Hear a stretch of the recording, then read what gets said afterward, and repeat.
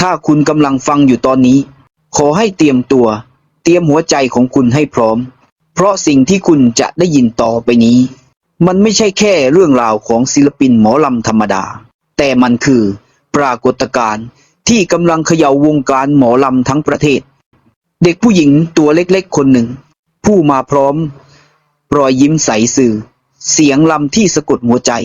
และความกตัญญูที่หายากในยุคนี้เธอไม่เพียงเปลี่ยนชีวิตตัวเอง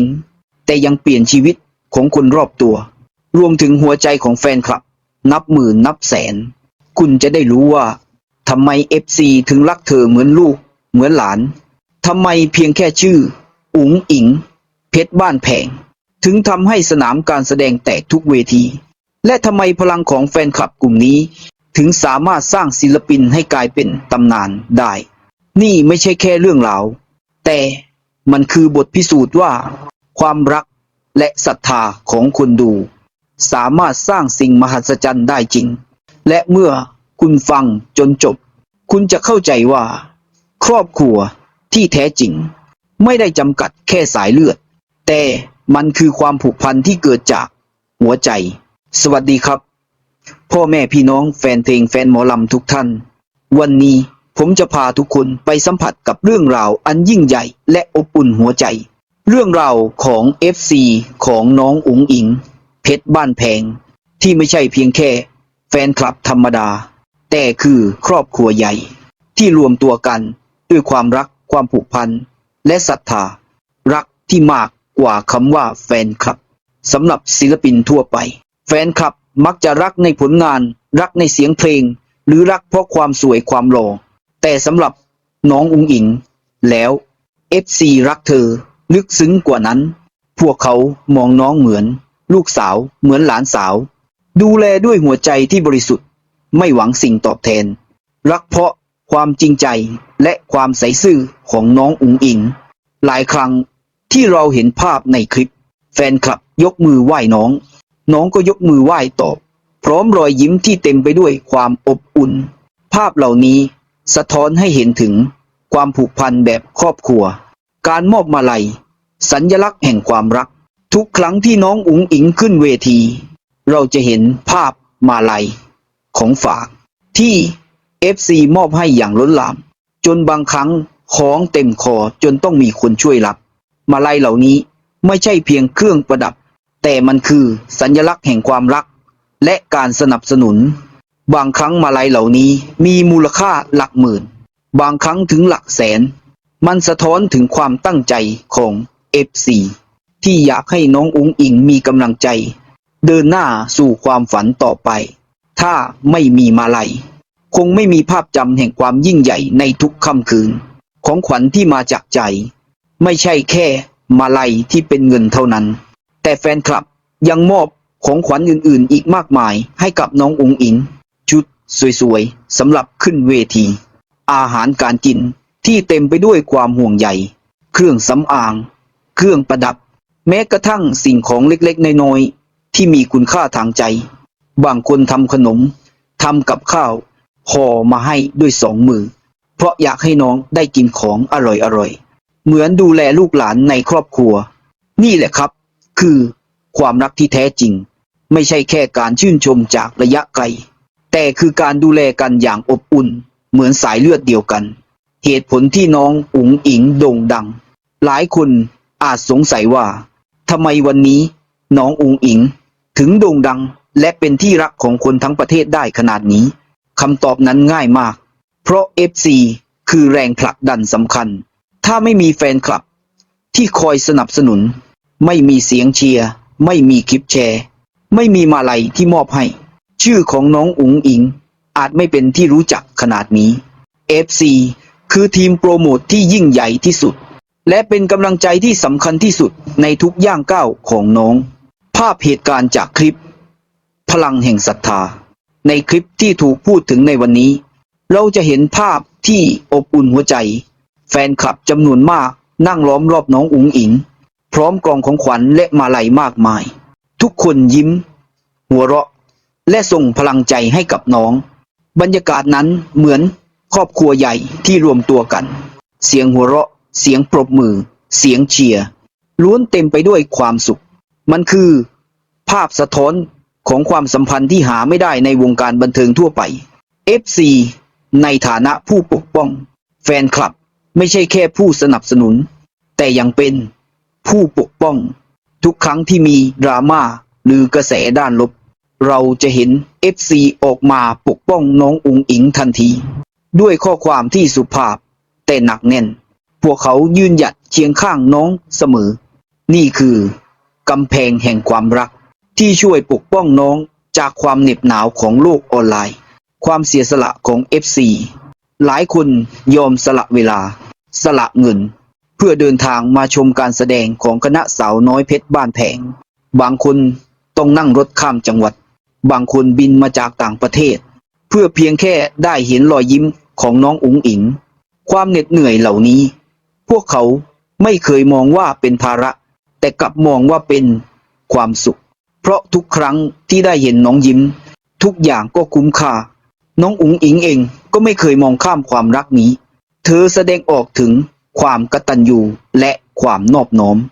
ยกมือไหว้แฟนคลับทุกครั้งพูดขอบคุณด้วยน้ำเสียงจริงใจหลายครั้งเธอถึงกับน้ำตาซึมเมื่อพูดถึง FC ที่คอยสนับสนุนเพราะเธอรู้ดีว่าถ้าไม่มีพวกเขาวันนี้เธออาจไม่มีที่ยืนในวงการเรื่องราวทั้งหมดนี้พิสูจน์ให้เห็นว่า FC ของน้องอุ๋งอิ๋งไม่ใช่แค่แฟนคลับธรรมดาแต่คือครอบครัวใหญ่ที่รวมตัวกันด้วยความรักและศรัทธาไม่มี FC ไม่มีเสียงเพลงที่ดังก้องไม่มี FC ไม่มีสนามที่เต็มล้นและไม่มี FC ชื่อของน้องอุ๋งอิ๋งอาจไม่เป็นที่จดจำเช่นวันนี้เมื่อทุกคนร่วมแรงร่วมใจน้องอุ๋งอิ๋งก็จะยิ่งก้าวไกลและชื่อของคณะสาวน้อยเพชรบ้านแพงจะส่องแสงสว่างไปทั่วแผ่นดินเหตุผลลึกซึ้งที่ FC รักน้องอุ๋งอิ๋งเหมือนลูกหลานเมื่อพูดถึงศิลปินหมอลำหรือศิลปินในวงการบันเทิงหลายคนอาจจะดังเพราะเสียงเพลงเสียงลำหรือภาพลักษณ์ที่ดูสวยงามเพียงอย่างเดียวแต่สำหรับน้องอุ๋งอิ๋งเพชรบ้านแพงความรักที่ FC มอบให้นั้นลึกซึ้งและยิ่งใหญ่กว่าการเป็นแฟนคลับธรรมดามากแฟนคลับมองน้องไม่ใช่เพียงศิลปินบนเวทีแต่เหมือนลูกสาวหรือหลานสาวในครอบครัวเพราะพวกเขาสัมผัสได้ว่าน้องมีหัวใจที่ใสซื่อและจิตใจดีงามอย่างแท้จริงความกตัญญูรากฐานของความรักหนึ่งในคุณสมบัติที่โดดเด่นที่สุดของน้องอุ๋งอิ๋งคือความกตัญญูที่เธอมีต่อผู้ใหญ่ครูบาอาจารย์และผู้มีพระคุณไม่ว่าจะเป็นพ่อโจหรือแฟนคลับทุกคนที่สนับสนุนเธอทุกครั้งที่น้องได้รับของจาก FC ไม่ว่าจะเป็นมาลัยของขวัญหรือแม้แต่อาหารเล็กๆน้อยๆเธอจะยกมือไหว้ขอบคุณด้วยน้ำเสียงที่อ่อนโยนและแสดงให้เห็นว่าเธอเห็นคุณค่าของสิ่งที่ได้รับทุกชิ้นนี่คือสิ่งที่ทำให้แฟนคลับรู้สึกว่าความรักที่พวกเขามอบให้น้องไม่สูญเปล่าและยิ่งทำให้พวกเขาอยากปกป้องและสนับสนุนเธอมากขึ้นน้องที่เข้าถึงง่ายไม่สร้างกำแพงศิลปินบางคนเมื่อโด่งดังแล้วอาจเริ่มมีระยะห่างกับแฟนคลับแต่สำหรับน้องอุ๋งอิ๋ง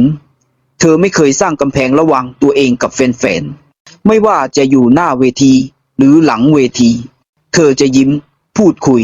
และฟังเสียงของแฟนคลับอย่างจริงใจไม่ว่าผู้คนนั้นจะเป็นใครน้องก็ให้เกียรติและทำให้ทุกคนรู้สึกว่าตัวเองมีความหมายนี่คือสิ่งที่ทำให้ FC รู้สึกว่าน้องเป็นคนของครอบครัวมากกว่าจะเป็นเพียงศิลปินตัวอย่างที่สะท้อนความรักสองทางในหลายคลิปที่เผยแพร่ทางออนไลน์เราจะเห็นภาพที่ FC มอบสิ่งของให้น้องด้วยความรักบางครั้งเป็นชุดสวยๆสำหรับใช้บนเวทีบางครั้งเป็นของกินพื้นบ้านบางครั้งเป็นสิ่งเล็กๆที่มีความหมายเชิงสัญลักษณ์เช่นพวงกุญแจหรือจดหมายกำลังใจและในทุกครั้งที่น้องได้รับสิ่งเหล่านี้เธอจะแสดงความขอบคุณอย่างจริงใจทำให้ความรักที่ FC มีต่อเธอยิ่งทวีคูณความสัมพันธ์ที่เหมือนครอบครัว FC หลายคนมองน้องอุ๋ง อิงเหมือนลูกสาวแท้ๆบางคนถึงขั้นบอกว่าถึงไม่ใช่ลูกที่คลอดจากท้องเราแต่เป็นลูกที่คลอดออกมาจากหัวใจเราเพราะพวกเขารู้สึกว่าน้องมีความน่ารักความอ่อนน้อมและมีจิตใจบริสุทธิ์จนไม่อาจห้ามรักได้นี่คือความสัมพันธ์ที่แตกต่างจากแฟนคลับทั่วไปเพราะมันไม่ใช่แค่ความคลั่งไคล้ศิลปินแต่มันคือความผูกพันทางใจถ้าไม่มี FC วันนี้อาจไม่มีน้องอุ๋งอิ๋งสิ่งที่หลายคนยอมรับคือหากไม่มี FC ที่คอยสนับสนุนในทุกด้านน้องอุ๋งอิ๋งอาจจะไม่มีชื่อเสียงโด่งดังแบบทุกวันนี้ FC คือคนที่คอยแชร์คลิปจนเป็นกระแส FC คือคนที่คอยซื้อมาลัยมอบให้เพื่อเป็นกำลังใจ FC คือคนที่คอยปกป้องน้องเมื่อเกิดกระแสดราม่าและ FC คือคนที่คอยมอบความรักอย่างไม่มีเงื่อนไขเพราะฉะนั้นความสำเร็จของน้องทุกวันนี้ไม่ใช่เพียงความพยายามของเธอคนเดียวแต่เป็นผลลัพธ์จากพลังแห่งรักของ FC ทุกคนบทสรุปของเรื่องนี้คือความรักของ FC ที่มีต่อน้องอุ๋งอิ๋งเป็นสิ่งที่เกิดขึ้นเพราะตัวตนของน้องที่งดงามเธอไม่เพียงแต่เป็นศิลปินที่มีเสียงลำไพเราะแต่ยังเป็นแบบอย่างของคนที่กตัญญูอ่อนน้อมและเข้าถึงง่ายและนี่คือเหตุผลที่ทำให้ FC ไม่เพียงรักเธอในฐานะศิลปินแต่รักเธอเหมือนลูกสาวเหมือนหลานสาวพร้อมจะอยู่เคียงข้างและผลักดันให้เธอก้าวไปสู่ความสำเร็จจนชื่อของอุ๋งอิ๋งเพชรบ้านแพงดังก้องไปทั่วแผ่นดินน้องอุ๋งอิ๋งบวก FC เท่ากับครอบครัวที่ไม่มีวันแยกจากกันสุดท้ายนี้ถ้าคุณชอบคลิปนี้ก็อย่าลืมกดไลค์กดแชร์กด Subscribe เพื่อเป็นกำลังใจให้กับทีมงานเราด้วยนะครับ